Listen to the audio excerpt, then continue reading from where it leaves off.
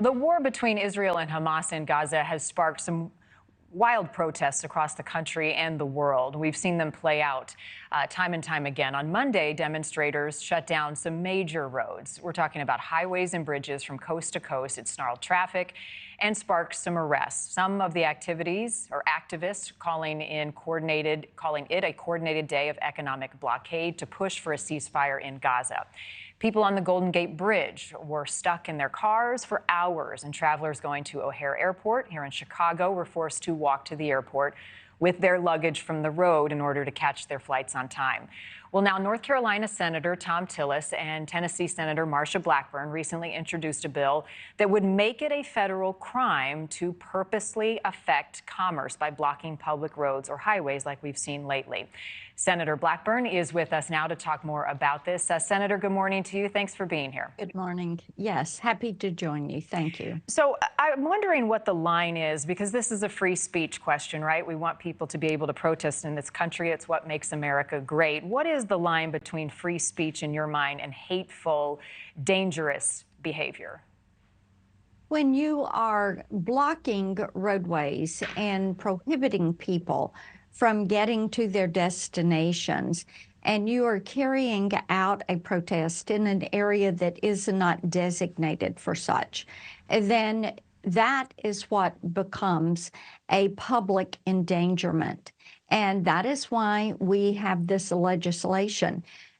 Blocking train stations, bus stations, blocking entries to airports, blocking bridges and interstates. That is not the place to be to carry out your protest.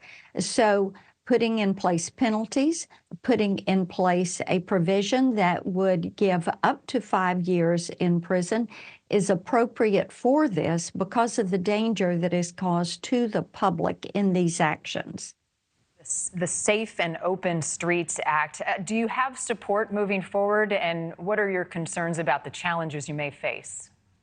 Of course, we're going to have some support moving forward, and of course, I'm sure there are going to be some challenges, but you know what? There's a time and a place for everything.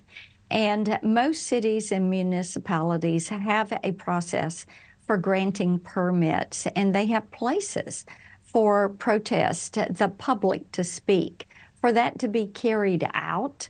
And these groups and organizations, instead of blocking streets or prohibiting emergency personnel from being able to get to people with medical issues, or people to make a flight, or people to be able to get to work, or to get a child to school, that is inappropriate. So that is the purpose of this legislation, is to put those penalties in place. And fueling many of these demonstrations is the ongoing situation in the Middle East and concerns by some of the pro-Palestinian protesters of what we're seeing happen in Gaza.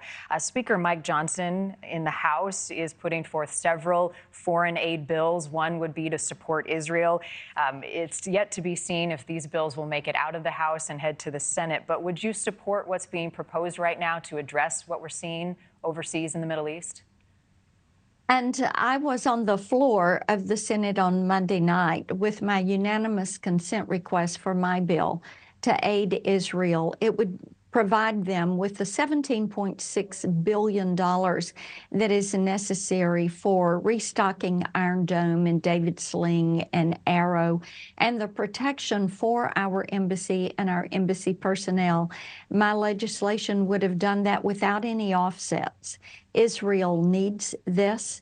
After the attack, the first ever direct attack on them by Iran, who has had as their goal to destroy Israel and to destroy the U.S. It is appropriate that we move that funding forward. Thank you for watching. Go to NewsNationNow.com to find NewsNation on your television provider. And don't forget to click the red subscribe button below to get more of NewsNation's fact-driven, unbiased coverage.